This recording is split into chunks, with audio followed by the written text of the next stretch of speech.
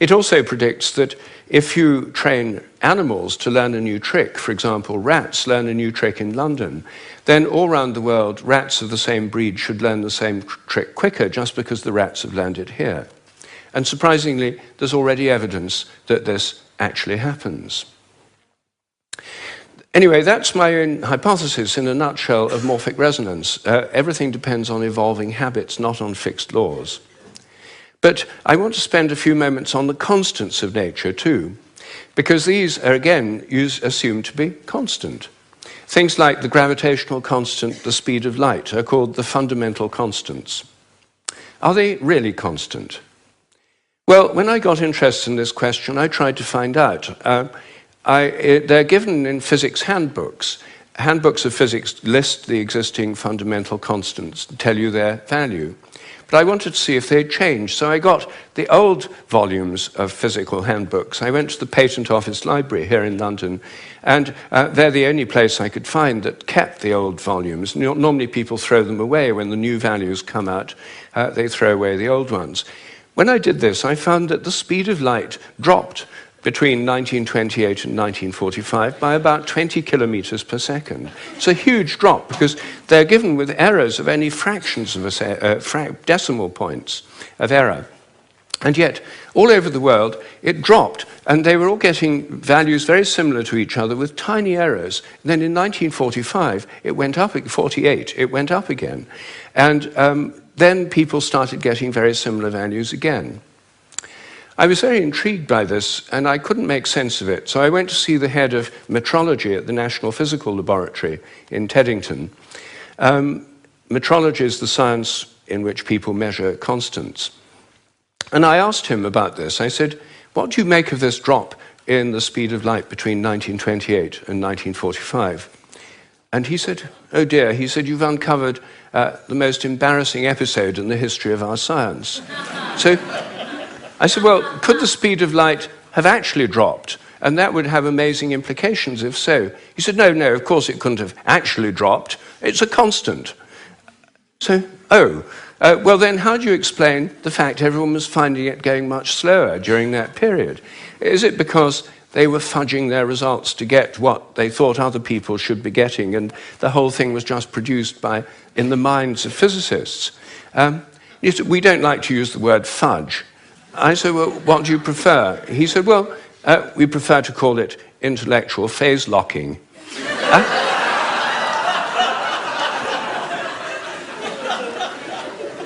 So I said, well, if it was going on then, how can we be so sure it's not going on today? And that the present values are produced by intellectual phase locking. And he said, oh, we know that's not the case. I said, how do we know? He said, we've solved the problem. And I said, well, how? He said, well, we fixed the speed of light by definition in 1972. So I said, but it might still change. He said, yes, but we'd never know it because we've defined the meter in terms of the speed of light. So the units had changed with it. So he looked very pleased about that. They'd fixed that problem. But I said, well, then what about big G? The gravitational constant, known in the trade as big G, is written with a capital G, Newton's universal gravitational constant. That's varied by more than 1.3% in recent years. And it seems to vary from place to place and from time to time. And he said, oh, well, those are just errors. And unfortunately, there are quite big errors with big G. So I said, well, what if it's really changing? I mean, perhaps it is really changing. And then I looked at how they do it. What happens is they measure it in different labs. They get different values on different days, and then they average them. And then other labs around the world do the same, and they come out usually with a rather different average. And then the International Committee on Metrology meets every 10 years or so and average the ones from labs around the world to come up with the value of big G. But what if G were actually fluctuating? What if it changed? There's already evidence, actually, that it changes throughout the day and throughout the year. What if the Earth, as it moves through the galactic environment, went through patches of dark matter or other environmental factors that could alter it? Maybe they all change together. What if these errors are going up together and down together? For more than 10 years, I've been trying to persuade metrologists to look at the raw data In fact, I'm now trying to persuade them to put it online on the internet with the dates and the actual measurements and see if they're correlated, to see if they're all up at one time, all down at another. If so, they might be fluctuating together, and that would tell us something very, very interesting. But no one has done this. They haven't done it because G's are constant. There's no point looking for changes. You see, here's a very simple example of where a dogmatic assumption actually inhibits inquiry. I myself think that the constants may vary quite considerably, well, within narrow limits, but they may all be varying. And I think the day will come when scientific journals like Nature have a weekly report on the constants, like stock market reports in newspapers. You know, this week, big G was slightly up, the charge on the electron was down, the speed of light held steady, and so on. That's one area, just one area where I think thinking less dogmatically could open things up. One of the biggest areas is the nature of the mind. This is the most unsolved problem, as Graham just said, that science simply can't deal with the fact we're conscious. And it can't deal with the fact that our thoughts don't seem to be inside our brains. Our experiences don't all seem to be inside our brain. Your image of me now doesn't seem to be inside your brain, yet the official view is there's a little Rupert somewhere inside your head, and everything else in this room is inside your head. Your experience is inside your brain. I'm suggesting actually that vision involves an outward projection of images. What you're seeing is in your mind, but not inside your head. Our minds are extended beyond our brains in the simplest act of perception.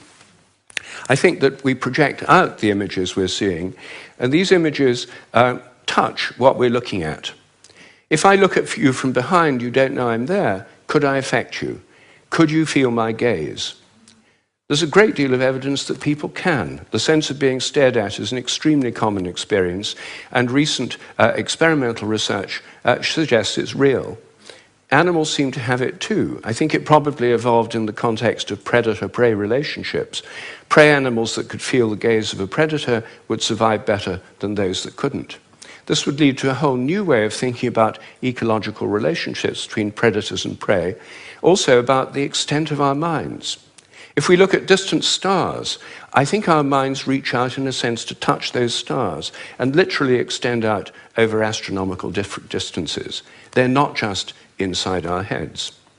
Now, it may seem astonishing that this is a topic of debate in the 21st century. We know so little about our own minds that where our images are is a hot topic of debate within consciousness studies right now. I don't have time to deal with any more of these dogmas, but every single one of them is questionable. If one questions it, new forms of research, new possibilities open up. And I think as we question these dogmas that have held back science so long, science will undergo a reflowering, a renaissance. I'm a total believer in the importance of science. I've spent my whole life as a research scientist, my whole career. But I think by moving beyond these dogmas, it can be regenerated. Once again, it can become interesting and, I hope, life-affirming. Thank you.